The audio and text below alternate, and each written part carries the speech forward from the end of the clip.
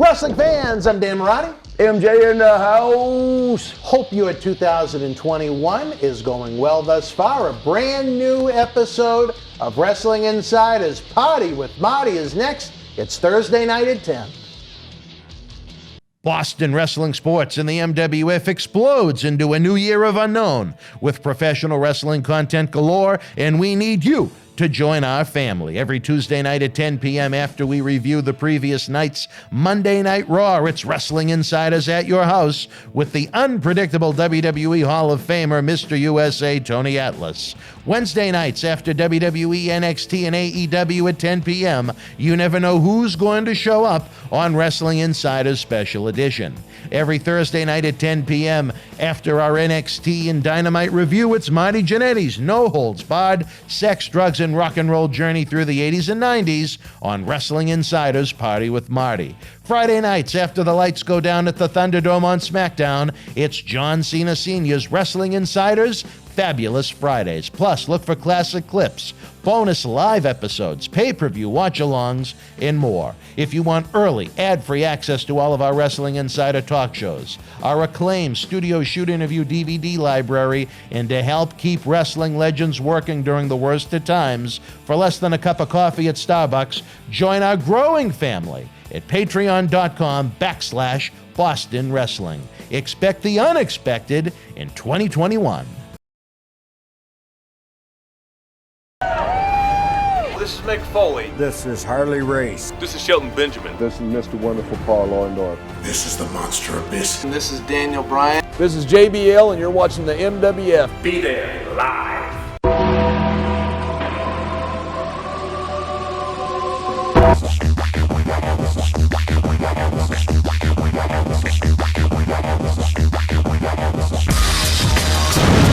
Wrestling fans, I'm Dan Marty. Marty Jannetty here. Marty, pleasure to have you back as we continue to plow through your career in the World Wrestling Federation. Thank you, Dan Marty. Let me just remind the people, still doing tribute to Road Warrior Animal, and they, own the Zuaz company, and just for them.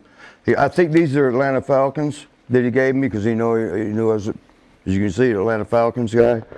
See, when I first saw them, I thought they were Legion of Doom pants, because they wore the red and black. They did, didn't they? You smartened me up that it was for the Falcons. Yeah. So, maybe, you know what? It could be unisex colors. I don't know. Could be. And you kind of got Buffalo Bills style colored hat. Yeah, or the Florida Gators, because I'm a big fan of them. And so, they're in college I got the trio. It's Atlanta or Georgia Bulldogs.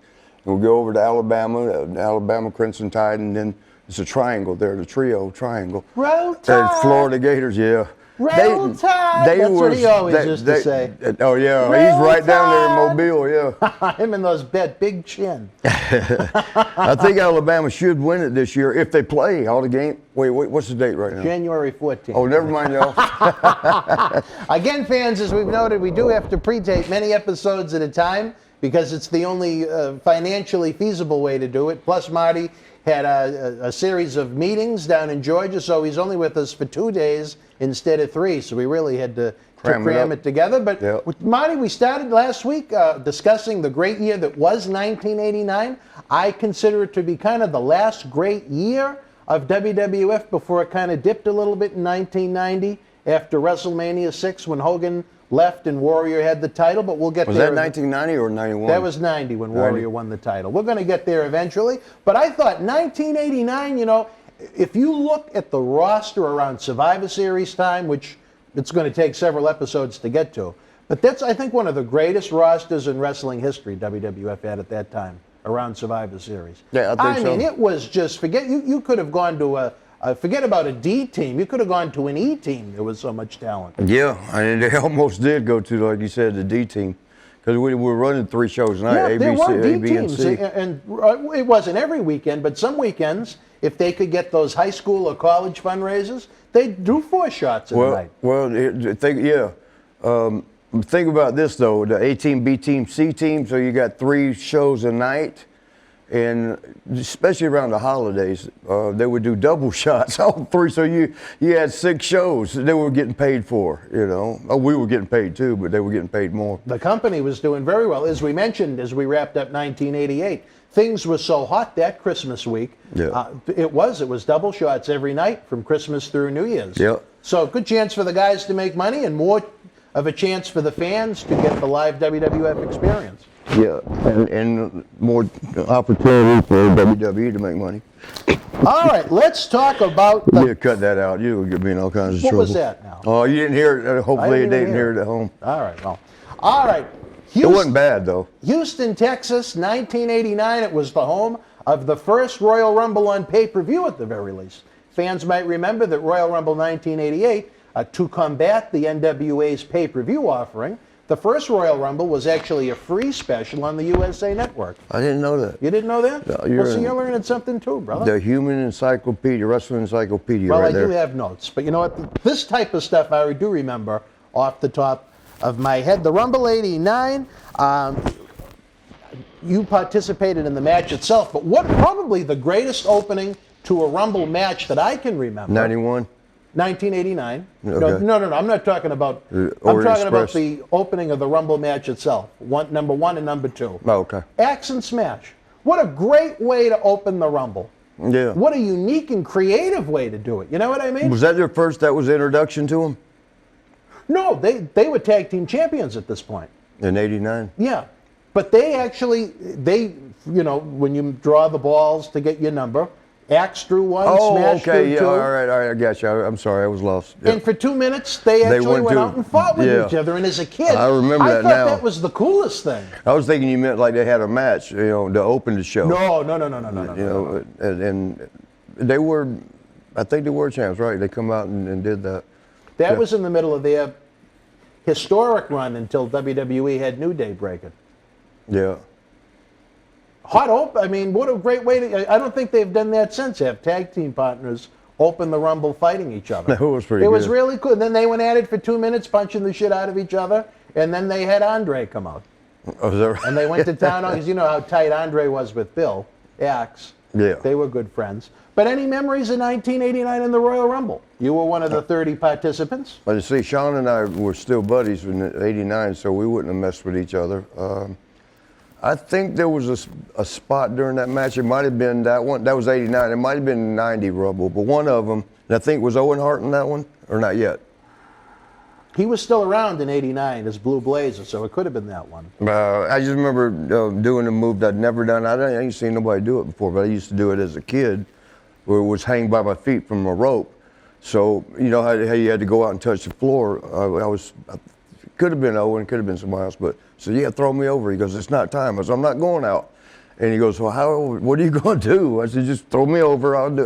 But what I did was hook my feet, pull them back, and hook the top rope. And I was hanging there by my feet on the top rope. You could see it in whichever it was. It might have been 90. I don't know. It could have been 89. You know, one thing the fans have requested we do, and Should I put my foot we'll down? have to get to it at some point after we go through your career, but they'd like to do they call them watch-alongs, where on the big screen TV, we watch an old classic pay-per-view, and you share thoughts, memories, and so on. Oh, that'd be But fun. It would be a lot of fun. We'll get there at some point, folks. Don't worry. But in the '89 Rumble, you lasted about 8 minutes. You guys double dropped. That's it? Yep. You double drop kicked Outlaw Ron Bass out of the ring, and you yourself were eliminated by an adversary at that point, Tully Blanchard. Yeah, the Brainbusters. Yeah, we had some good matches with them, though. That was a hell of a way to kick off '89. That was your big house show program. Oh, at the they time. probably wasn't in '90 with them, because that's right. That was the beginning of the year of '89. We hadn't been there that long yet. About 6 months in at that point. Yeah. Yeah, that was a different one that I was talking about, hanging from the feet. You were there a little longer. I think it was the next year that we did. Well, now I'm not you're sure. going to make me want to go on WWE Network and see which one it was. Hey, I'm probably going to do it myself. All right. It was also not the beginning, but it was. Wait a minute. Come on, bruh. Don't start with the phone again. Dude, where's my phone? I know I just had it right here. I have no clue. You keep losing that thing. Oh, there it is. You know, the great thing is I could always just call you. if you Yeah, really but get worried. we never think of that. We never think of that. It was also another chapter in what was, my God, a year-plus build to get to Hogan and Savage at WrestleMania 5. One of the great feuds of the 80s, one of the great feuds, I think, in WWF history. Yeah, it was a pretty good one. It was a real good one, actually. They also did the pose down between Rick Rude and the Ultimate Warrior, which was maybe the best usage of Ultimate Warrior at that point. Did I ever tell you about how Rick used to? Yeah, it was good. And, a lot of times you spring a story out of me, like triggers a story. But, Yeah. Rick Rude, how he did his hips wiggle, and then every girl wanted to kiss him or whatever. I may have already told y'all, but if I did, here it is again. But they had planted. They always had the girl that's already a planned girl. Usually, I guess, because some people might not go with the skit, but. The one girl this particular day, somebody, wasn't me, I'll just say that, won't say who, had messed with the girl a little bit before she went and sat out in the audience and Rick had her come to the ring and give him a kiss. We were all like, oh, no. Little fellatio. Yeah, we got to tell Rick about this. No, maybe we better not tell him. Did he ever find out? I think he did, and he just like he didn't believe it, or what could he do? It was too late. Who was the? He ain't pulling that one out of me. Oh, Might have been a tag team partner, but I had several of those. you did have several tag team partners. A couple of them were named Sean. But hopefully her heart wasn't broken after that happened, and she got the Rick Rude kiss. That's a great looking. It's a great looking background over there, isn't it? Also on the card, you had Rockin' Robin retain the women's championship over Judy Martin. Certainly Judy wouldn't Those be... were two good workers, hard. Yes. Hard. Let me ask you. I was going to ask, was it? Well, you asked me, And then I'll ask y'all you. texting in and asking questions, answer this. Who do you think was the raw bone toughest girl in the business? Ever. Starting back then, because those ladies from back then were tough asses. They are now, they're just more athletic now. From what I'm told, Judy was a pretty tough woman. Yeah, she was. And I imagine. I think she's a cop now or something like that. Damn. I've met her at the Cauliflower Alley Club. Nice lady. Moolah was pretty tough to look at. Mae Young was a tough woman. To look at. I mean, look at the bump she was taking when she when she was in her 70s and 80s. Yeah, she took a damn thing through a table. The Dudley boys put her through, and she told them to lay it in. But you know who? Yeah, heard that. Let me ask you, who do you think is the toughest? I think Sherry Martell. Yeah, I was just going to say that. I heard Sherry was quite the scrapper too. I've seen her do shit that Moolah and all the rest wouldn't even try. The table ain't so bad. You lay there and you take a splash, But when you dive over the top rope to a floor, back then they didn't have the matting, so it's this right here, concrete. We were in the back, a good 50 feet away, watching through the curtain, and heard that. We're like, oh my God! Oh, she's never gonna get up. What do we do? Do we run out there and help her? Because you see one of your friends hurt. I think it was Candy Devine she was wrestling. And this is Sherry you're talking about? Yeah, Sherry dove over the top, didn't touch the rope or nothing, and went straight down and plat on the concrete floor, and we thought she was dead. And Candy went over and looked down, and she grabbed Candy by the rope, pulled her out, and they were going at it. She didn't hurt her a bit. I mean, that's a tough ass girl, man. You know who else was tough? Who? Luna Vachon. Oh yeah. She used to beat guys up in the clubs. Do you remember Oscar from Men on a Mission, the rapper? Yeah. She beat the shit out of him in an elevator once. She would beat guys up. We'd go out to the clubs, the little, smaller clubs. I remember this particular little place in Buffalo, New York. and it was like a shotgun, narrow ass walkway, straight thing, and everybody she had to shave head, so everybody knew they knew I was with the Smoking Guns, Billy and Bart Guns. We all were together, and she had a great body. She just had to shaved head. She was a female road warrior. And Butterface kind of, right? But she was the guys who would always try to flirt around with her, and she, really? She had that scratchy voice. You're not tough enough for me, kid. And if they would play back, like shit, I can take anything you give. She'd grab him by the nipples and twist the shit out of him. She did that to you? No. Who did you do it to? I would have cried. You know, one of the guys in the club tell Oh, just someone trying to come on to her. Yeah, she's like, yeah, you're not tough enough for me, kid. And, you know, one of them just smarted back and said, shit, I can take anything you can dish out. She grabbed him by the nipple and twisted so hard. He was like this, and then she punched him. And almost his eyes were rolled. And she goes, you sure you want some more? You can take anything. And he was like this. And beat the shit out of the guy. Oh, Now, Luna. tough woman, but I tell you this, I had a chance to meet her at the Cauliflower Alley Club. Luna? She was public in her battles that she was bipolar, but on her good side, very nice lady. Yeah. Yeah. Yeah, sweetheart. And you know what? As a compliment to her, even though it doesn't sound like it, truly one of the boys. Look at the family that she came from. Exactly, yeah. Yeah. Not only, Paul the Butcher and the Mad Dog, but the aunt that passed away, Vivian Vachon, was one of the top female stars before she passed away in a car crash. So that was quite the wrestling family, especially up in Canada. Yeah. Paul is still in Vermont, I think, the Butcher. But he's aging. I don't know. Which one's that? Paul the Butcher Vachon? Which one was in AWA for a while? One of the Vachons and that. They both were at different points. Mad Dog was the bigger star, though. Yeah, it wasn't Mad Dog. I guess it was Paul. But we had to work with them a little bit, and it was so much fun. And to talk about the experience, we learned from them. And even though they had a different style, they were more the rugged, rock 'em, sock 'em robots. But psychology doesn't matter. I mean, you're still working the crowd, no matter what you're doing in the ring. Like Jake Roberts is so good with psychology. I mean, he can just do 2 moves, and the place goes crazy. Kick the guy in the gut and then hook him, do that thing, and then bam, and they're happy. And he did nothing but walk and talk the rest of the match. So all he needed to do. Yep. That's a smart worker. I lost my train of thought for a second. You know what? I wanted to put over, we work a lot with the great folks at ECW Press, the book publishing company. They have a tremendous biography on Mad Dog Vachon, if you're into that era of professional wrestling.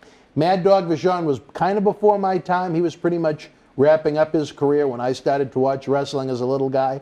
But I learned so much, and it's such a great book. It's available now. I'm sure you can check it out on Amazon, as well as ecwpress.com. They're great people. They release some great wrestling books. Who knows? Maybe they'll be the publisher that releases your book. No, have you ever talked to ECW Press? No, I didn't. No. Who's in charge? In ECW It would Press. be the point man, I think, would be Michael Holmes.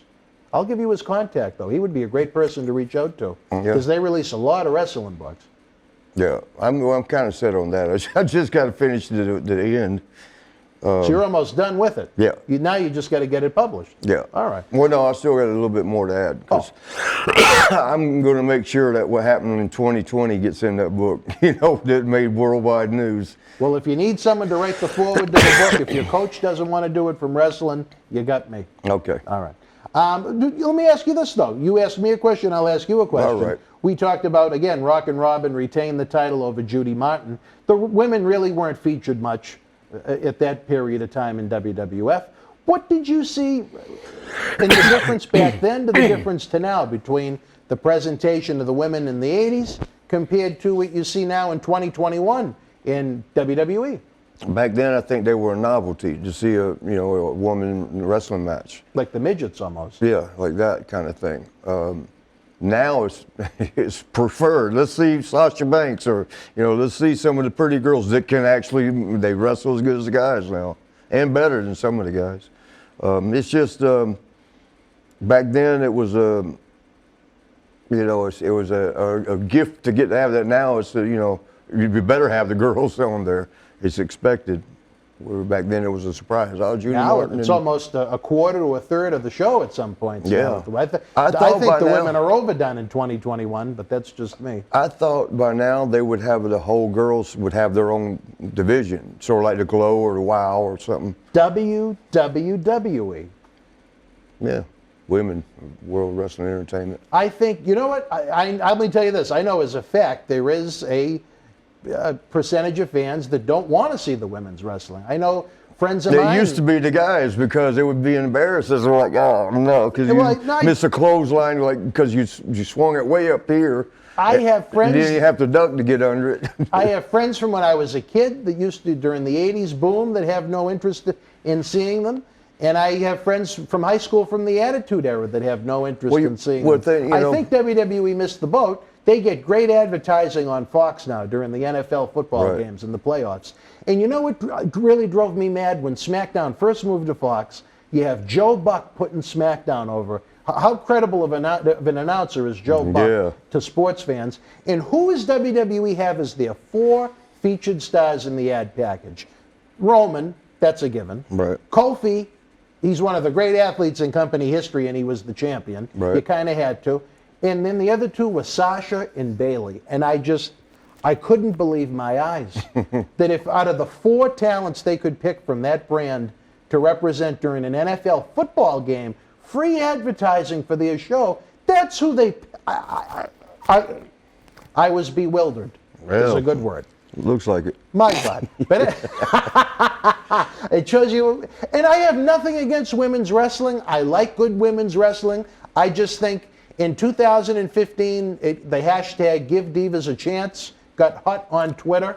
They didn't say... They said give Divas a chance. Don't give Divas a third of the show. And look at it. The ratings declined. More than 50% of that fan base from 2015. I don't know if that's from the girls, though. Well, there's a lot of reasons. Yeah. Many reasons. Yeah. But they've done nothing to help. There's not one business. I don't know about that. Eye Candy always wins, especially when they can actually do shit. And they can, man, they're putting together matches that, generally at the beginning of the whole thing, I would fast forward through that. They go ahead. But now I'm watching because, man, they're putting false finishes and the psychology is there. I guess because they got the training thing down in Orlando now. I think if they just had 6 to 8 really solid bodies, it would be a good thing. Yeah. If what they have now, it's just, I think Asuka works like one of the boys. She's really good. And other than that, there's a lot of room for improvement. Charlotte's gone right now because she has the leakage issue. The leakage. We're back on that again, huh? Well, not that kind of leakage, but Charlotte's having some leakage taken care of. She's an exceptional athlete. I'll give her that. She is that, yeah. I mean, I think Alexa Bliss has great charisma. Nikki Cross kind of reminds me of Kevin Sullivan, the way she works sometimes. Yeah. But other than that, I mean, is there really anyone you want to stop and watch and see? Maybe you look at it different as a true veteran of the sport than I do, but I don't enjoy it. Like with Sasha Banks, I want to, would say eye candy. But when I'm looking at the girls in the industry, I don't look at them the same way like that. I'm looking at them as fellow workmen, and and I critique the hell out of what they do because there's times I'll try to find, like you were saying, that the people want to get rid of the girls, so I'd watch and find the bad things, and like okay, see they're still doing that. Like some of the girls would do the big kick, round kick, and the girl would drop down or leap up and duck under it, and sometimes they didn't get under it, and sometimes the kick would be in the stomach instead of up, and stuff like that. You would say, no, y'all just ain't ready yet. I look for critiquing now, and I can't find nothing. Really? It's like, yeah, they didn't get so good. Well, everybody has a different opinion. Yeah. I guess mine is the minority, but it just... Well, I mean, the reason the girls the division is growing because now, let me see a way of saying this that's not real offensive. There were some pretty girls in the back, but most of them were like Moolah, and they were rough to look at. Nobody wanted to see that. Yeah, and they kind of were, a little bit heavier, and in the one piece. The original Dawn Marie. They looked like they were in granny bathing suits and the outfits that they wore. Exactly. Nobody wanted to see that. I don't think they were getting too excited about Judy Martin. Well, that's a friend, so I can't say nothing. But the girls started once. One was shot. Sonny started to change. And it wasn't for the better. Yeah, and then then you had Trish Stratus that elevated a little bit more as far as and she could work. She was pretty good. Yeah, she really improved over the years. She got so much better as time went on. That's where I respect the most. I have a lot of respect for her. Yeah, putting in the hard work to get better. For the fans that love it, I'd love for them to be able to have their own women's wrestling show. And for those that just want to see some harder hitting simulated violence? The men. That's why I don't want to see Bailey trying to imitate Macho Man or Sasha trying to do her Eddie Guerrero moves. It's like cosplay. Hey, what's the dude's name? Did I cut you off? No. You sure? Yep. Okay, good. It's your show anyway. Sometimes I recognize the voice. I'm like, oh, it's mine. Once in a while. What's his name? He goes, oh yeah, oh yeah. Otis. Otis. Yeah. But he's funny. But You like Otis? Yeah, but I wonder how much of the oh yeah that reminds people of Macho Man. Oh yeah, you know, his is a different. I'm going to guess. Yeah. In 30 years. Do what? I'm going to tell you, in 30 years, the future of WWE, I don't think their Legends marketing department will be developing Otis T-shirts, though, like they have for Randy Savage right about now. Yeah, that's true. If Otis is still collecting a payday by the end of 2021, the poor bastard, nothing that he's done anything wrong. No, he's just the type, for a while, they were shoving him down everybody's throat every week. He had to have Who was the girl he was going after? Mandy Rose. Yeah. Mandy Rose, this beautiful blonde, was drooling all over him like he was Rick Rude. And it got to the point. And sexual innuendos were always involved in the little skits. Yeah. You know. Obviously it must have shown in some kind of a rating, or because Otis has really died off over the past couple of months, and I don't think anyone really cares. Yeah. He even broke up with his partner, and instead of having a feud with Tucker, they put the partner over on Raw, and they kept Otis on SmackDown.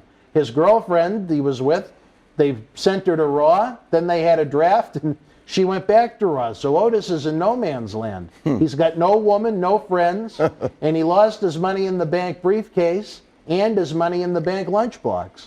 You know, one of the funniest things for me, entertaining as hell. Well, I mean, in wrestling today is the 24-hour. Oh, you like that? Yeah, because you could just be out in the parking lot and get rolled up. One, two, three. You really enjoy that? Yeah, I do. I think it's a disgrace. I think that's part of the reason why people don't watch it anymore. It might be, but it entertains me. You think it's fun? I do, just because of the weird, because it comes out, they catch you off. You're not expecting somebody to get rolled up. You know, you're thinking, okay, what's going to happen here? Okay, Brock Lesnar's going to come out and slam the shit out of him, or this is going to happen, that's going to happen. But it's all the job guys that are involved with it. Well, I guess. It's just funny, though. Do I sound like the old? Do I sound like the old miserable old timer because I don't like it? How can you not know that? What do you mean? That you sound like that? But I mean, no. Do I sound like that because I hate it? No, everybody's got their own opinions. All right. But I just wish Gronk was champion for a minute, 24/7 champion. Brock Lesnar? No, Gronkowski. Oh, that was a great skit. That did a lot of business for them. That sold a lot of merchandise. I didn't get to see how it happened. I just saw him bragging with the belt. Ridiculous. What did they do? Then they had to have him drop it. They did it on the lawn at his house because he went back into. Yeah, they re-showed that. Yeah. He was going to work a match at right here in Boston at SummerSlam. They were going to kind of build it around him. But once he came out of retirement to play for the Buccaneers, they didn't. Right. The NFL didn't want him to do it. So I don't even remember who it was. Maybe it was R-Truth, but someone went to his house down near Foxborough where the Patriots Might have been play, Truth. He had it for a minute. They did a roll-up. Somehow the referee made it to Gronk's house, too, and they did the roll-up. 1, 2, 3, new champion. He brought the ref with him. So the ref lived next door. That's the type of stuff, it makes me sick. Yeah. Because I think it's turning off fans to the greatest form of sport, action, and entertainment in the world when it's done right. I think that's doing it completely wrong. Because I think it insults everybody's intelligence. You know what I thought was horrible? What did you not like? You turned me off to it. And I love Shane McMahon to death. I love him to death. But the Underground? Yeah, man, damn. You probably liked it. I gave it a chance for a couple of weeks. I did too. I was like, okay. Again, no one of great importance was involved in it. Yeah. It was just a bunch of mostly random NXT guys. You had Ziggler and a couple of others. But mostly people you've never seen before in these supposed shoot fights that lasted about 15 seconds. Then just, these unsanctioned brawls. Then as soon as something happened, Shane McMahon, oh, whoa, no, he's had enough, he's done, no. Yeah. All right, who's next? And then at the beginning of every one of them, Shane McMahon would open the door to this disco music, and they had smoke coming out of the door, and I don't understand what was going on in Raw Underground. I understand they were trying to do something new to try and boost dying ratings, but at least it seems like it's over with. So Sometimes I think it was horrible. Vince, I guess, I don't know who gets Terrible. the final say now. It might be Stephanie, it might be Triple H, or it might be the both of them. You know, Bruce is the oh, EP. he's back in there. Yeah, I heard that. Oh, he is? Yeah. Oh, I didn't know for that. both shows. Oh, shit. In the beginning, well, when they went with that format, it was Heyman was in charge of Raw, and Bischoff was in charge of SmackDown. Bischoff didn't like the scheduling, so he was replaced by Bruce. And then Heyman, they decided to just use him as a talent, so now Bruce is the EP of both shows. That's pretty good, though. Bruce Good is for good. Bruce. Yeah. And you know what got Bruce hot again? And I think the world of Bruce. He's involved in our toy drive every year. I don't know if you know this, but I actually opened a few of his live podcast shows that he'd do in front of an audience out in Boston, and then he did one for Royal Rumble weekend and such. So I think the world of Bruce, but Bruce was kind of dead to the wrestling world until he started to do that weekly podcast, Something to Wrestle With. And now he's one of the hottest names in the industry. Yeah. That's what I want our talk shows to do for the boys. To they'll get get them there. more bookings, to get them more work, maybe capture the attention of WWE or the other mainstream promotions. And I mean, I don't know how many of those podcasts you listen to, if anything, but it's not like they were being politically correct or anything. They would tell them the stories of the way you tell them. And look at where The way Bruce they wound were. up. So as much as I wouldn't want to see you have to leave us, I'd love for enough people to hear about, what's going on with Marty's talk show on Thursday nights. They tune in, and then all of a sudden, hey, you know what? Maybe it would be better to get him off the air, and let's send him down to NXT to train the boys or something like that. Yeah, you never know. You know what I Things mean? like that happen, yeah. I don't want to lose you, though. Don't think that. No, I love having you. I can do both. You got to work the contracts. What really surprised me, even though it's kind of toned down a bit now, but even though Bruce has that high-ranking position in WWE, they still let him do that podcast. That's what I'm saying. It's all in the contract you agree to. Well, he worked out a negotiate. great deal for himself. Just the merchandise that he was selling. No, he's as a good result talent, of that man. podcast. I don't know. I mean, he made it work. How the hell could you make Brother Love work? Right? You know? Right? You had to be good to make that work. Just like, well, it never really got that far. But remember the Goobly Gobbler or whatever? Oh, gobbledygooker, yeah. What did that last? A handful of TV tapings? I guess it was just so that you talk about embarrassing shit. We all would, nobody knew what was that big egg for what was it, Thanksgiving or some Survivor Series 90. yeah. The same night Undertaker debuted, Gobbledygooker debuted. Yeah, well, none of us, it was We'll kept. get there in they time, didn't too, want, but it was the ridiculous. dirt sheets to put it out. But for now, hell, they do it themselves. To tell you, I had, one of my last appearances at WWE. It was supposed to be a surprise thing where I just showed up. Well, hell, they had it in the teaser sheet the day up. I'm like, what the fuck? You're already telling them what's happening tonight? Where's the surprise? We're supposed to come out of the damn back and surprise everybody. And, with Sean and I. The art of the surprise is gone. Yeah, I mean, damn, come on, man. And there aren't many surprises left. You know what I mean? There aren't many more rabbits they can pull out of the hat as far as when you get a Goldberg type return or something like that. You know what I mean? Yeah. The vets they have are either under contract. What happened there? He came back for a minute. Who's that now? Goldberg. His deal is 2 matches a year. Oh, is that? That's pretty good. That's a pretty good deal.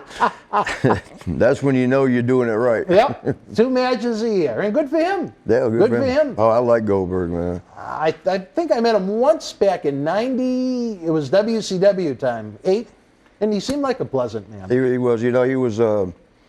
When he was doing that stint where he's 150-0 and doing that, he was getting over huge, Him and Kurt Hennig were riding together a lot. And he came up to me, we was at the gym somewhere, and he came up and shook my hand. Really? Yeah, he's a big old boy, He come over my little scrawny ass and shook my hand. He goes, pleasure meeting you. He goes, I'd love to ride with you sometime. You're welcome to ride with us. And man, I'd love to sit and pick your brain, man. I need somebody like you to guide me on. He was 150-0 and he's already up there. But he was, respectful enough to do that and still wanting to learn, Whereas most guys, what do I need them for now? I'm 150 and 0 and I'm at the top. You know, I mean, what do I need to learn anything for? Not him. You know, he got so much so quick. Yeah. You know what I mean? Imagine Too if much he, too soon is what we Imagine if call he it. was a little more seasoned when he got that push. You know what I mean? I don't know. It might have been No? different. He might have, because he was very anti-click, and he didn't like what he saw as it kept going. Because you know, WCW had all the clicks. Oh yeah. You know, they had There was many, you many were Kevin cliques. Sullivan's clique, or you were Kevin Nash's clique, or Dusty Rhodes' clique, or Flair. Ric Flair, Yeah. or Bischoff. Hogan. Hogan, yeah. I mean, if you was a lone rider, you wasn't one of those. Then you was a lone rider on the outside. You wanted to be in the clique because, you know, the strength in numbers type thing. But I certainly want to do an episode on your. It wasn't exactly a long stint in WCW, but it was an interesting period in your career. Oh, I Do you gotta tell think you, that man. all of the different cliques were trying to maybe suck Goldberg in? I know he's made kind of vague remarks about Hall and Nash, trying to feed him information, good, bad, or otherwise. yeah, I can't answer that because I don't know. You weren't around it enough? I was around, but I don't know if they were trying to get him in. I don't know that.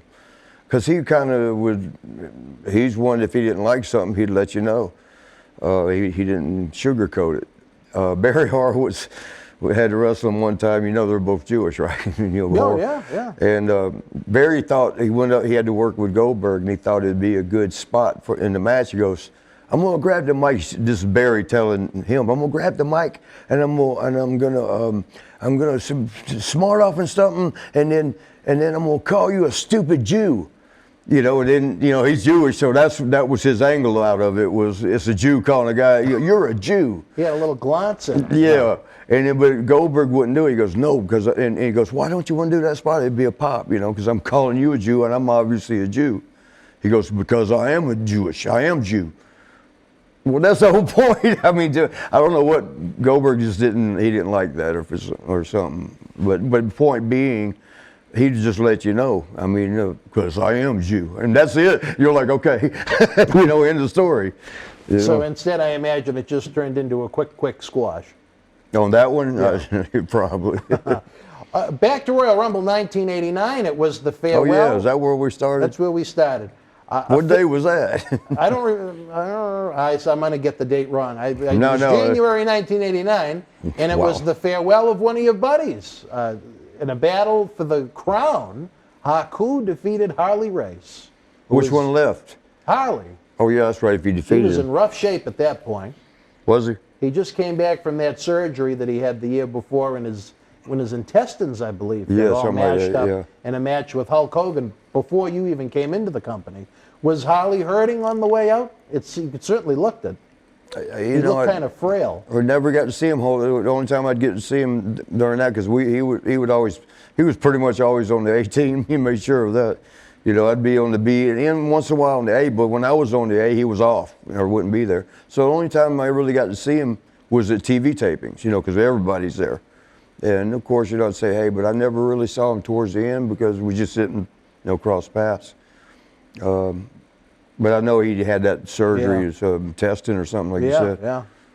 And he came back off. Well, at that point, you didn't get paid if you didn't work. He came back pretty quick. He was back for Survivor Series, and then by Royal Rumble, they put poor Harley out to pasture. Well, he had several things happen. I don't know now if the boat crash was during that era, you know, where he'd I think the boat crash was in the 90s. well, I it was don't a little think that later. happened yet. What's Oh, that? okay. It was later then? Yeah. Oh, okay.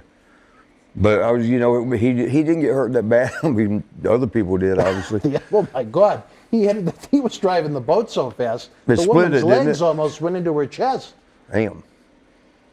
Yeah. Harley was known for his speed, whether it be behind the wheel of a car or even a boat. I tell you what, man, Harley used to get me with it. You said Harley. He I thought sat- you was talking about Bob Harley because He you sat said right in that chair. Harley. Who? Harley. Holly?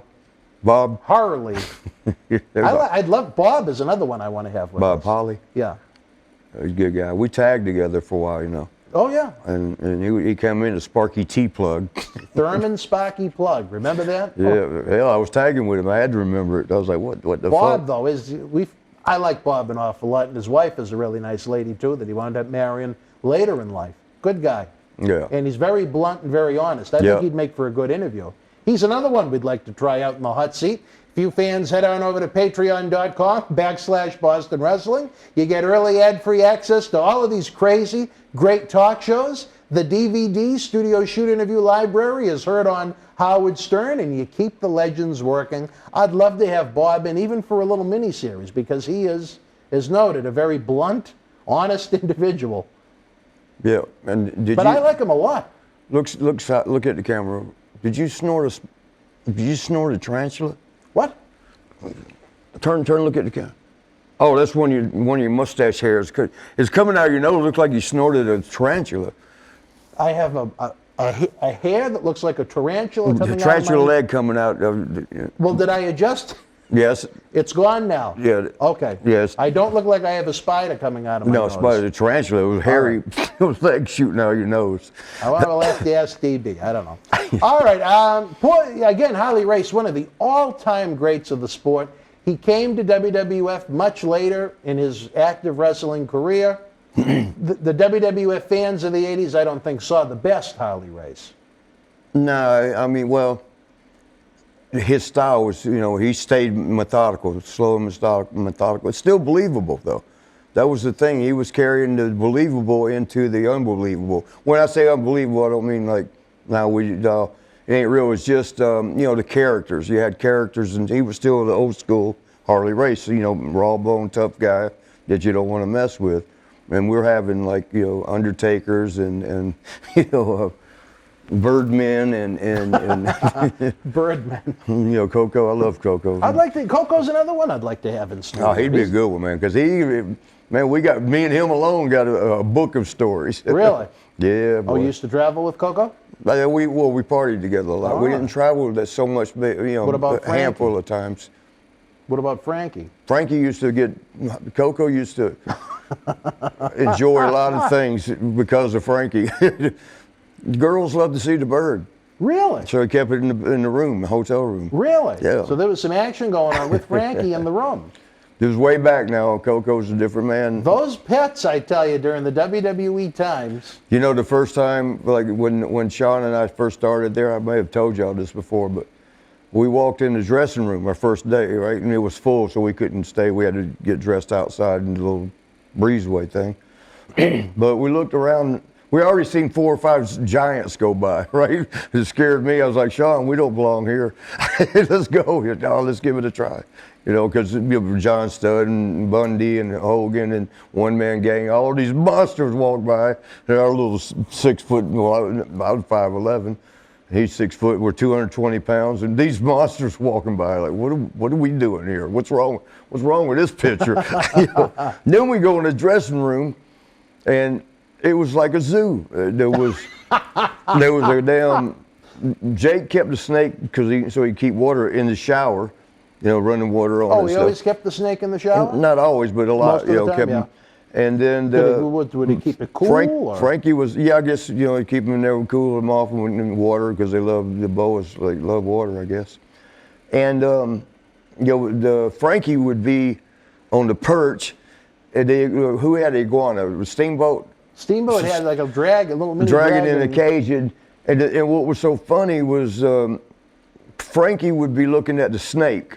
And the snake would be looking at the dragon is looking at the bulldog's looking at them all, like, and they didn't like each other. Even the animals had heat back in the day. Yeah. What animal got the most abuse, would you say?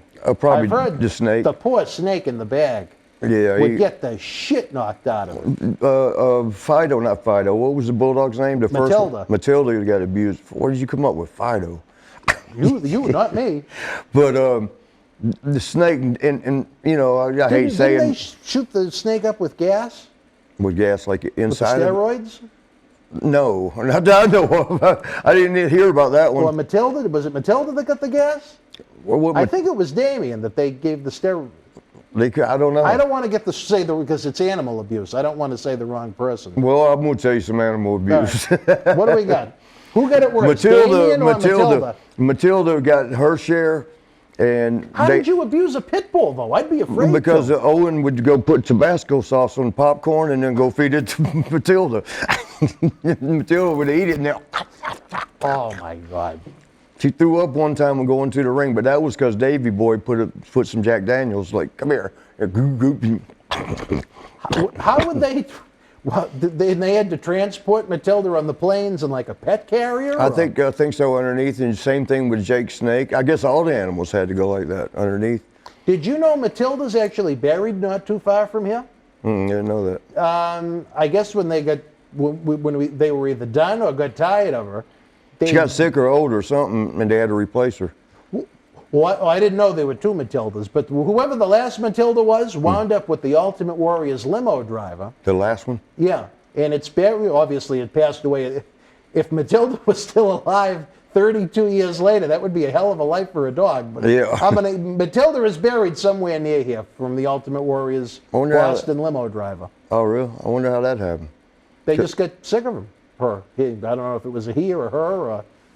The reason Damien would get abused, because you wasn't going to abuse him if he was out of the bag. Right. When he was in that green duffel bag, army bag, Davey was always cutting up with the animals. He would go pick the bag up. Just one time I'm thinking of, Jake had to wrestle Andre the Giant. You know, Davey's, fuck this snake, get him out of the fucking dressing room. He's taking up too much. And he'd throw it up in the air about 6, 7 feet. Plap. I said, get this fucking snake out of here. Throw him up again. Plap. 3 or 4 times. And we're all going like, ah, damn, man. The snake's on. And when he went to the ring and Andre was like in the ropes or something, or it was just there, he let the snake out. It come right out, bit the shit out of Andre right in the chest. Right in the chest. You know, Andre's so big and he didn't even sell it. You know, he come back to the dressing room. And Andre, would you just catch that joke I told yesterday? No, what are you laughing? This story to me is hilarious. I can picture Davey Boy hurling the snake straight up there, pop, yeah. Pop. Well, you go kill him. Well, fuck him. The poor snake is in the bag. It has no idea. Doesn't want to be in the dressing room to start with. I can get better paid back where I came from.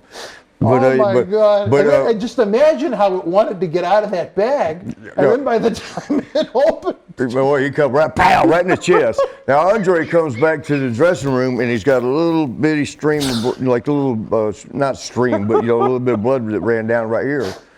And we all look, and we're like, Andre, look, he looks down, he sees the blood.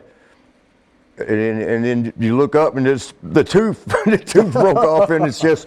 They go, ho, ho, ho, snake must have been mad. And he just picks it out. Well, I think most people would have been a little bit more fearful seeing the snake come at them. Yeah, Andre. I guess you had to be Andre's size for it not to bother you. Yeah. So that was the big angle that I think we talked about it maybe in the 88 episode. But for Jake and Andre to set that angle up on Saturday night's main event, it was that Andre had the heart attack because of the snake, and Bobby Heenan was banging him in the heart, trying to bring him back to life. But in real life, Andre was indifferent. Virgil, no, he wasn't scared. Virgil was afraid of the snake, and Virgil was people would get tired of him a lot of times, because he would run. Yes. Yes. You know what I'm talking about. Yes. I love my boy Virgil to death, but gosh, man, when he gets to talking, Marty, we got to make some money, Marty. That's what we're doing here. No, I mean some real money. Like, what you want to do, man? Fuck that, these car shows, man. All you got to do is call ahead of time and get a space by the door where they're coming in. Marty, we got to make some money, man. All right. Now I see him 15, 20 minutes later. Marty, we got to make some money, man. I'm like, come on, man. Just get a tape recorder and just push play. You won't have to say it again. Just loop it through. But they would always, when they wanted him out of his dressing room, they'd go get the snake. Virgil, look, he'd bust his ass. He'd run into the door, couldn't get out fast enough. In the locker room, was the snake always kept in the bag, or would they sometimes let him out it was, sometimes he would have it in the shower. Really? That's why when you knew Jake was on the card, you eased back to the shower and look around the corner. Because some of the guys would go in there and shower with him, but that thing would raise up when he raised up. He'd be up this high. I don't know if y'all can see the floor. Even in the bag? Yeah, no, this is when he was out. Oh. And when you're taking a shower, here I go breaking shit. I don't know if I'm in the frame. Am I in the frame? When you're standing in the shower with a snake and his head's right up here to hip level, he's like, No. slowly back away. Don't make no sudden movements. Yeah. Well, were there any other guys that didn't like having Damien around, or was Virgil the Oh, one there was that a really few guys stands scared out? of snakes. I can't remember. Did it bother you at all? Any of the animals? No, I used to go play with him. Remember when he had the cobra? Yeah. I used to go mess with him. I used to mess with him. Damien, I'd go in there and hold him and cut up with him. I say cut up with him, you know, talk to him and rub him. But You'd pet Damien? Huh? You'd pet him? Yeah. Well, and then you had those hotel times with Yeah. Dan. So you and Damien kind of had a friendship, a kinship almost. Yeah, he was loosening somebody up for me. But over that cobra, you know, I never knew, like, however high they raise up, that's as far as they can strike. Because Oh, really? they can't launch forward, not the kind of cobras that Jake had. I don't know about them wild ones. To me, it looks like when they rear back, they shoot forward, you know, like 8 feet or something, 6 feet. But the ones he had, the littler ones, they raise up, and you know, Jake showed me, like, you just right outside their range, and they'll go at you, but they'll come short. So he shouldn't have told me that, showed me that, because I would always fuck with him and wiggle the fingers over here, and he'd look over here, and I'd smack him, he'd turn over here, and it was true. He just outside that range. I was glad that he didn't ever fool me. You do like he did with Randy Savage. Remember, he got him in one of the most memorable angles What was in it? He had him company in the history. arm? He had him in the arm, the yeah. arm, yeah. That was, when we get to 91, that was a great feud we can talk about. But how did Jake like interacting with the snakes? Did like it, not like it, indifferent towards it? I was sort of indifferent towards it. That was his job. He didn't have you know? a fear of. If he had a fear of snakes, that wouldn't have been. No. That would have been kind of a tough position I to think be he was in, but- protective of Damien because. Oh, really? Well, like he'd get pissed off when we'd go through the airports, and sometimes you know that big. He had him in a green duffel bag, but when he had travel, he put him in a trunk. Oh. Like an army trunk thing, you know, and. Everybody, if they saw Jake in that trunk, and I don't know if they had the name on it, Damien or Live Snake or something, they'd always they'd run from underneath where, you know, they're packing the plane. And they'd come running up and see Jake and then ask Jake, could he come out there and let him see the snake? And he didn't want to do that shit. No, we're tired. We're on the road 30 days. I'm not going to the luggage, you know, loading and take the snake out. And Think about the travel that you guys all had to endure, but to have a pet. yeah. Well, it was With bad you. enough having being a champion because. Yeah, but everyone wanted a picture with your belt every Yeah, time. and you had to go through security, you know, the X-ray machines. That belt goes through, and there's a big piece of metal in your luggage. You've got to open it and show it. And then when you do, they're all, oh, hey. And then everybody around sees you shaking hands with the security people, and some person, you know, knows who you are, say it, and everybody hears it, and you're surrounded. You know, you got to sign autographs for a half hour, and you're about 5 minutes before missing the plane. Right. Did you ever see over the years, maybe even... But let me say this Oh, go real ahead. quick. Sure. Like with Damien, the snake, there was one place, I don't remember where, the guys would be able to tell you, but they had opened, we're sitting, you know, the big windows that you can see out to the plane, and you can see the whole airport runway out there and everything. We're looking and we're seeing all these people that work, the handlers down, the luggage guys, all sprinting backwards and running. There's a snake out there on this thing just slithering around because they had opened it. Somebody had opened it because Jake wouldn't go do it, so they were going to look at him anyway. And he got all the way out, and they had to get Jake to go get him and put him back in the thing. They had to get Jake off the plane? No, we weren't on the plane you yet. weren't on it yet? Yeah, we were just getting ready to So board they the were plane. loading the plane and they opened up Damien? Yeah, they wanted to see Damien, and then Damien said, what? And he got out there. It was just slithering, big old slithers all over. It probably was hot. I mean, Yeah. it probably was like, God damn, what the hell have y'all done to me? How was it one snake, or would they replace him after a certain amount of time? Well, there was one. We went up north, somewhere in Canada, I guess. I mean, you know, wherever it was snow. It was ice. It was cold, and they didn't have they're supposed to have heating underneath, so they forgot, and when Jake went to take Damien out the bag, it was just coiled up hard. It was just a big, like a marbled snake come out. So yeah.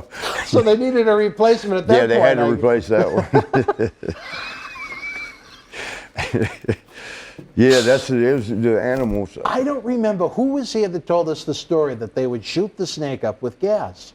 I don't know. I Because never heard that. obviously you one. put a needle through the bag. Or, It's easy, you know what I mean? I can't imagine going through a would it have snake's been skin like that wouldn't hurt him, wouldn't mess him up. Oh, I'm sure it would hurt him, but I mean, I Well, heard he'd it be was biting done. through that bag. I don't want to say who I think the culprit was, because if I'm wrong, Oh, it's one I of the don't- bulldogs, without a doubt. That was definitely one of them. But you never heard about the snake getting a little gassed up? No. No, I never heard that one. No. But did you ever hear about the snake, other than the Andre one, the snake going wild when it came out of the bag because it was abused for so long? Just No. that one time, he was throwing it up in the air. Any other situation with the pets situations that went wrong? How did Frankie always stay so tame and not fly off through the arena? I always wondered that as a kid, why he always stayed on the perch. He was up there above them all, just looking at all the bullshit. No, but I mean, That's why he kept eyeballing the snake, though, because that snake, I guess he knew could rise up there. He didn't care about the bulldog and the lizard or iguana or whatever that thing was. But he kept an eye on the damn snake. He didn't like the snake didn't like the lizard didn't like the bulldog, and the bulldog didn't like none of them. I wonder what the pets thought of the travel schedule. I don't know what I mean, they bad must have enough thought. for the boys, but imagine being under the plane. Kind of wondering what the hell's going on. What'd I do? What a crazy life. Talk about circus animals. There you go. Yeah. At least the circus used to stay in town for a few days. You know, when we wrestled in Vegas one time, they were doing Andre was the splash the snake, and it got out to what's the group called? PETA? Yeah. Peter yeah, Heads PETA, or yeah. PETA or something. People for Ethical Treatment of Animals. Is that what it is? And they showed up in Vegas because they had heard in the shows up leading up to their thing that the storyline was Andre was splashing snakes, killing snakes in the bag. Oh, He that would was throw the Earthquake. bag down and he would splash the. Earthquake did that. Was it Earthquake? Yeah, John Tenta. Okay. Damn. He you're- killed Damien. That's what led to the Cobra. Oh, is that what it was? What was oh, Lucifer? Okay. I think Lucifer was the name of the new snake. Could be. But Earthquake supposedly killed Damien. And I remember watching it on TV as a kid. I was in shock. I couldn't believe that Earthquake sat on the snake. He did the big Earthquake splash with that big ass, and then Jake looked in the bag and, stick a fork in Damien, literally. Well, and so Earthquake, I swear you're a human wrestling encyclopedia. Because I was there for all this stuff and I can't remember it like that. But Earthquake, I was going to say Andre again, Earthquake splashed the bag there. And all them PETA people were running, you saw it, yeah. And they were going crazy about it. And they were going to, file whatever, they do, file suit or whatever. Vince was there and he's like, hold on, and here's your snake here. You look and see if he's dead. They're like, no. And he goes, no, go ahead. And he insisted, and they had to check it.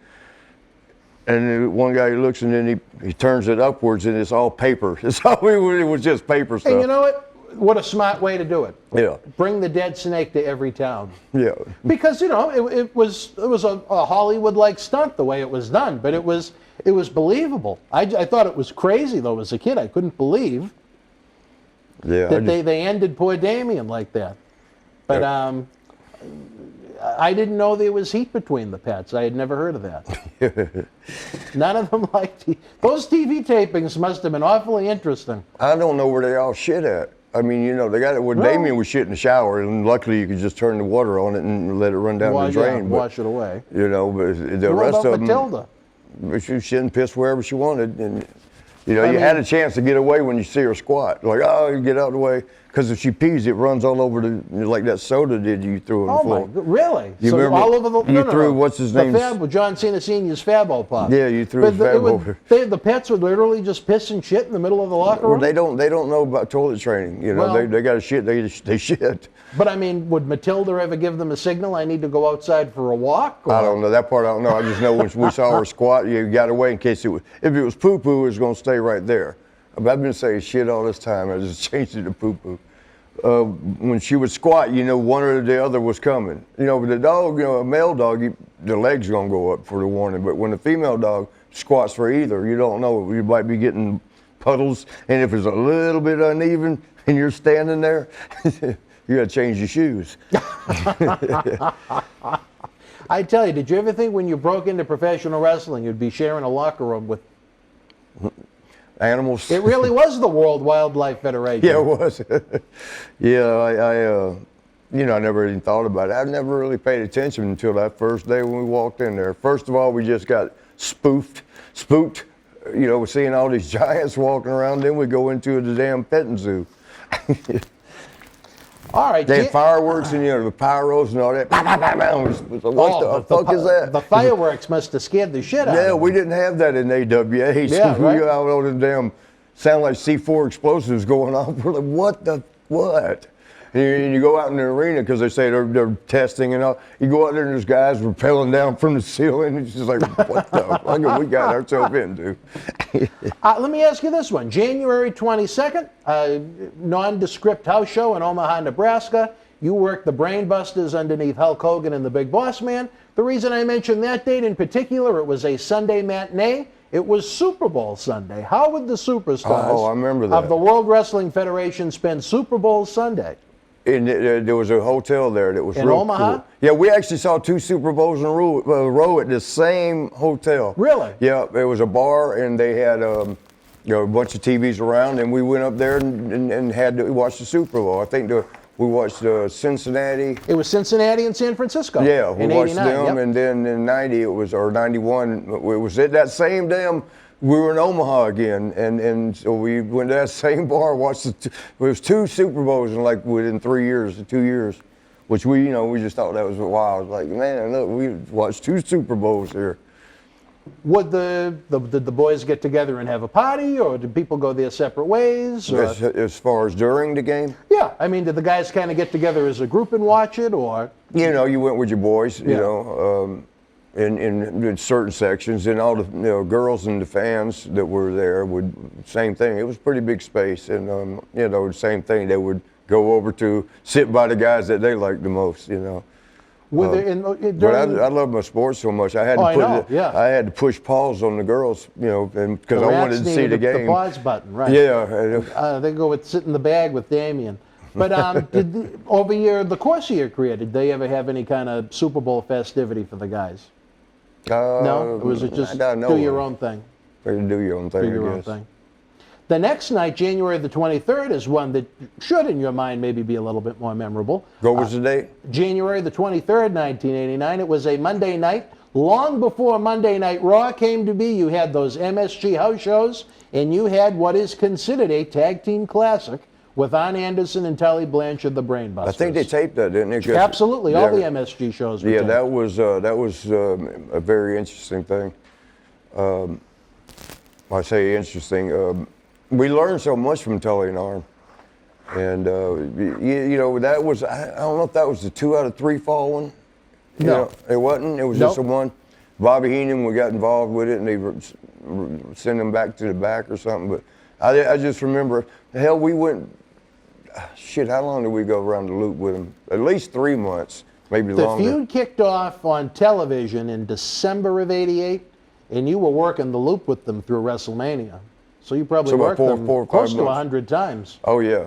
And what was crazy is we would, it's what you do. You tinker with the match. You're like, this didn't really go as well as we thought. So you take that out and replace it, or just take it out and you add something somewhere else. It's like like a tinker toy. You're building something there, and this don't fit here. We'll just take it out and just build over this way and try this and try that. And after a couple of weeks, you got it down pretty good. But with Tully and which this was another reason we learned so much. Some of the guys like to try to get a routine match. Okay, we'll take this around the loop. And they kind of stagnate, and you get real comfortable. Nick Bockwinkel taught us this thing. He goes, guys, you're getting too comfortable with each other. Because when you would take the arm, you already know the routine, right, what you're going to be doing. I shouldn't be telling all this out. But yeah, everybody knows anyway. But you know, you would so ho-humly, you know, like, oh, okay, twist, all right, twist mine back, and the expressions are gone, and even the intensity and you know, we're snapping into a move. You know, you're like, okay, your arm, you're going to twist behind, or I'll go behind, and whatever. You know, and Nick, that helped a lot. Nick pointing that out. Even though you ribbed the hell out of him. Well, he ribbed the hell back. He glued my damn windshield wiper stuck to the windshield. I don't know how you do that, because nothing sticks to rubber like that. Was it Marvy? It was Marvy. Don't mess with the big buck.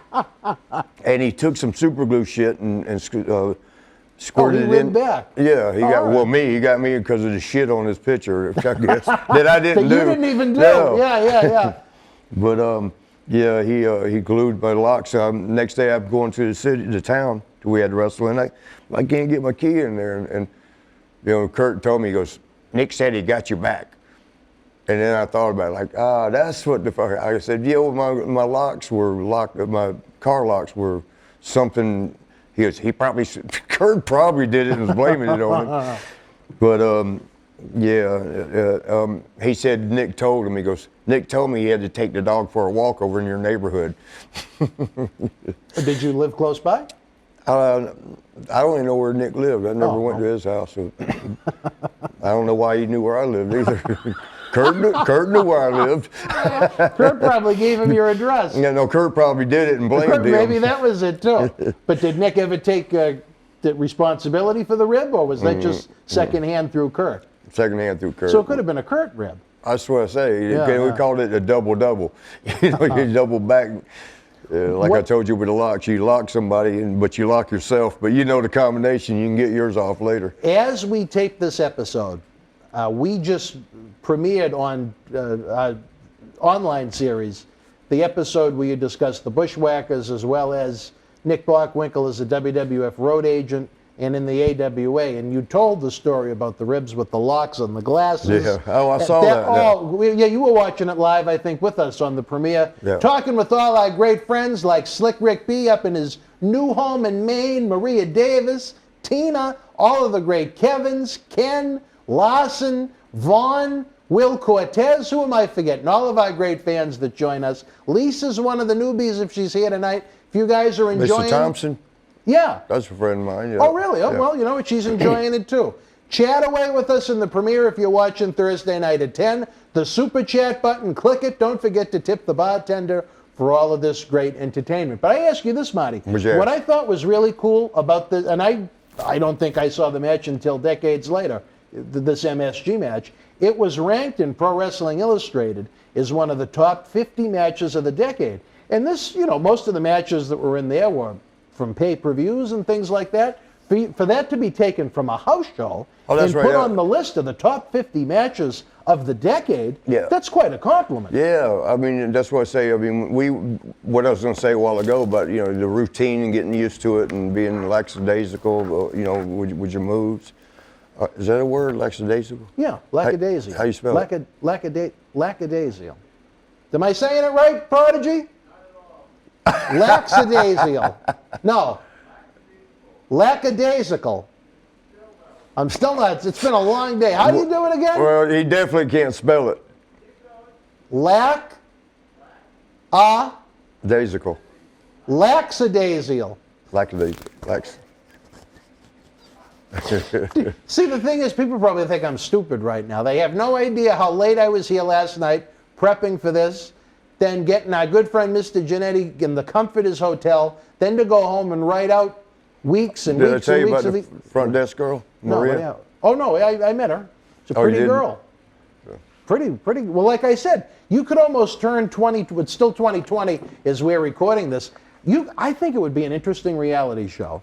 Because, like, if you're going around, like, the Target or the supermarket, you see a girl, say, oh, she's a pretty-looking woman, but she's got the gimmick over her face. I saw her without Almost it. like a reveal. Oh, you saw her without it. Oh, all right.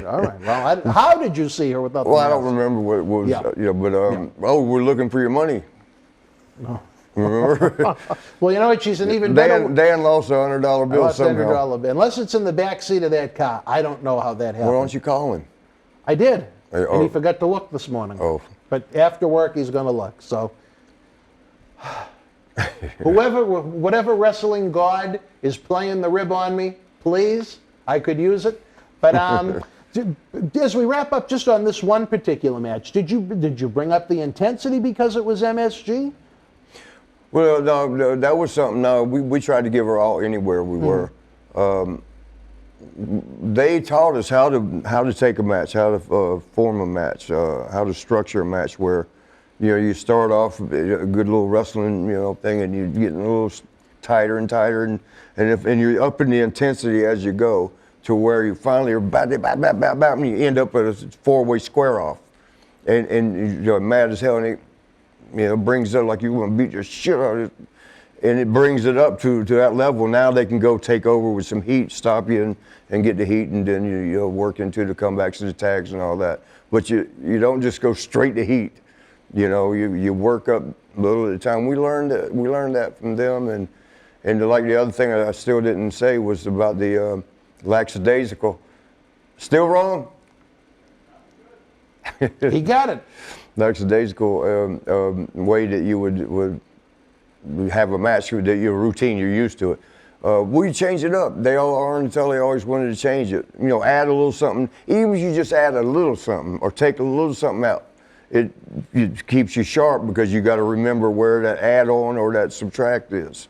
And then sometimes we change a few things in a match, so you had to stay sharp and you intense the whole way rather than the lackadaisical. Can you spell it? Not out loud. I was just yes or no. After, whatever the hell that means. After. Well, I just tell you what a great run. You at home, can you spell lackadaisical? If you can, put it in the premiere as we watch this Thursday night at 10 o'clock. I want to see if anyone can butcher it worse than I did. Because like I said, if you know how the past couple of weeks have been, we're in the middle of a Paul Bearer Holiday Headlocks toy drive as we tape this. I'm exhausted, but lackadaisical. Did I get it right that time by accident? I know what you meant if it was wrong. Whatever. It was. I'm being lackadaisical at this point. But one of the top 50 matches of the 80s, a tip of the cap to you, Mr. Jannetty. You had some great matches in the 80s. They're the ones that made that happen.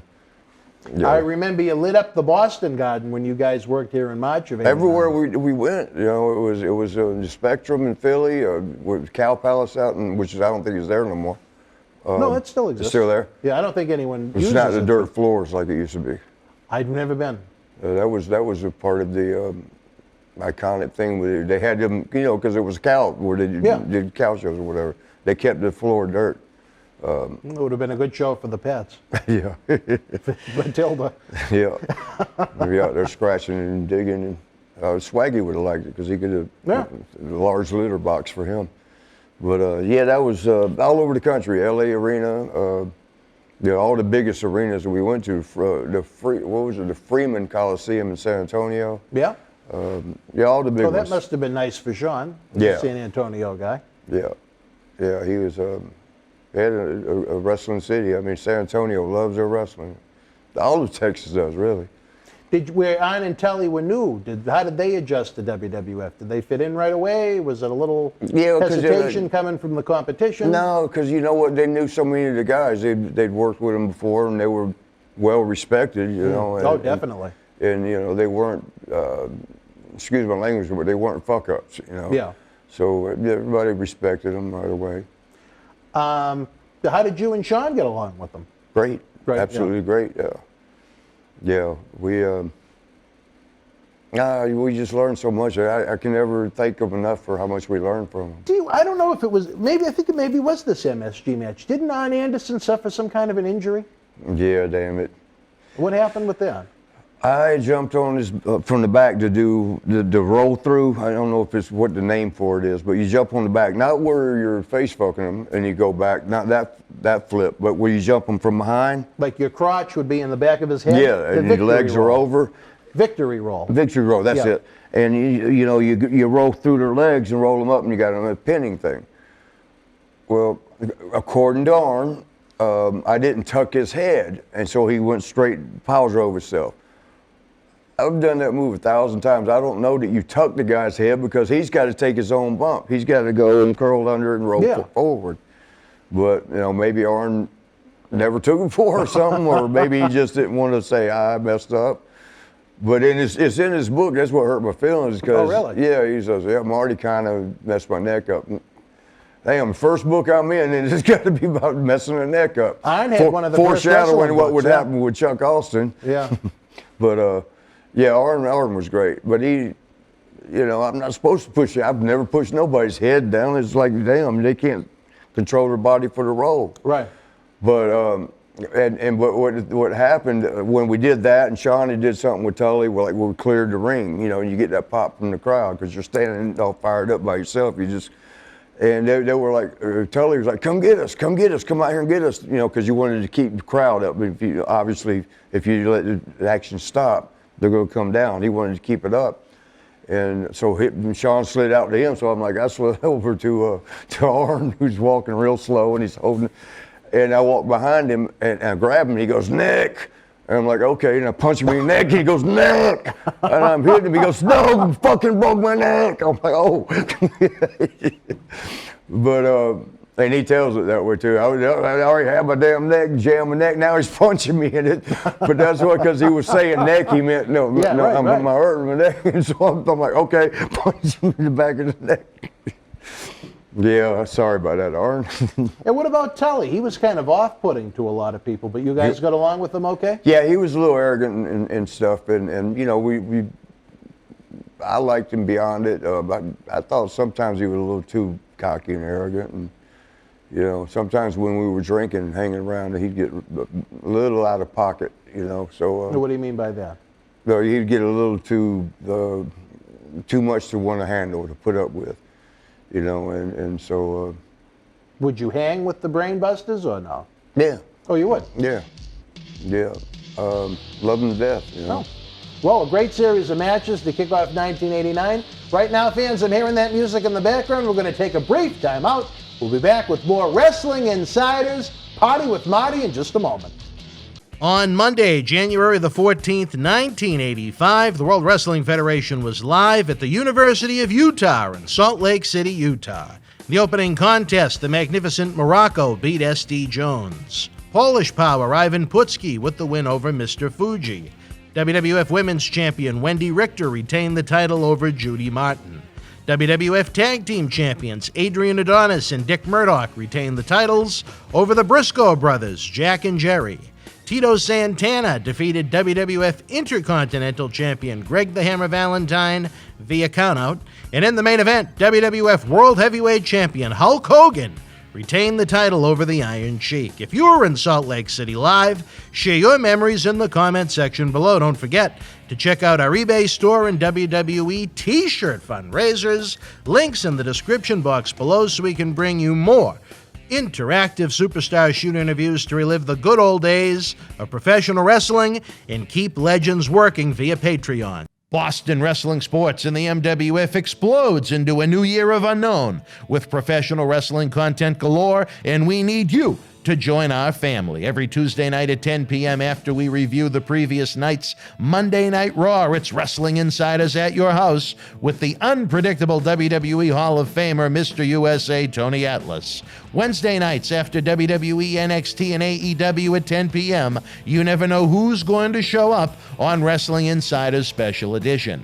Every Thursday night at 10 p.m. after our NXT and Dynamite review, it's Marty Jannetty's No Holds Barred Sex, Drugs, and Rock and Roll journey through the 80s and 90s on Wrestling Insiders Party with Marty. Friday nights after the lights go down at the Thunderdome on SmackDown, it's John Cena Sr.'s Wrestling Insiders Fabulous Fridays. Plus, look for classic clips, bonus live episodes, pay-per-view watch-alongs, and more. If you want early, ad-free access to all of our Wrestling Insider talk shows, our acclaimed studio shoot interview DVD library, and to help keep wrestling legends working during the worst of times, for less than a cup of coffee at Starbucks, join our growing family at patreon.com/Boston Wrestling. Wrestling fans, what a great look at a great year, 1989, and we just broke through January, Marty. Think about the depth and the superstars and the legends and the memories we're going to have to talk about. There's a lot. All right, wrestling fans, we're going to be back next Thursday night as we continue our look. You know, 1989 was my biggest, 1990 was money year, biggest money, because it was the 90? first 90. Yeah, 89 was the biggest. Because 88 we came in Halfway. right. Yeah, but 3/4 away, right at WrestleMania or something. Yeah, we right before, because we didn't make it because we weren't there long enough. We Right. just come in, and so that was like an 8 or 9 month. It was a good year. We made a lot of money. But 89 was the first full year we got, and it was pretty good. I think 90 actually topped it. Really? Yeah. Maybe because of merchandise? I Because the don't- houses I in think we 89 did were more bigger shows. than 90. Well, 90, 91 they started fizzling a little bit. No, 90 there was a big drop. Was it? It popped back up when Hogan came back. But Well, it might have been towards the end of the year was when we were doing those week-long double shots every Maybe, night of the week. maybe. You know, so you got like 6 extra shows in, and we did them during the year too. But it come the holidays, you Yeah. were definitely getting a bunch of them, so that could have contributed. But we made good. It was mine. Sean's done way better since. But think about what he's making now. My God, well, you know, it's if like we being made, grandfathered into the mob. yeah. You know, what we made then, like if it was a little over 200,000, now just a difference in money that would be I don't know, like 350,000 or something. No, more than that. But, you know, the contracts they give out now are so much, but I don't know, I've not signed, the last one I signed, I didn't get to fulfill. No, Yeah. we'll get to that point. All right, wrestling fans, we'll be back next Thursday night. We kick off the look at February of '89. What a month it was. A follow-up to the year earlier in February of '88 on NBC. 33 million people watched Hogan and Andre. A year later on NBC, it was Hogan and Savage against the Twin Towers. You talk about magic. We're going to talk about it next Thursday night. For my partner in crime, Marty Jannetty, I'm Dan Marotti, folks. We'll see you next Thursday night. Be well, stay healthy.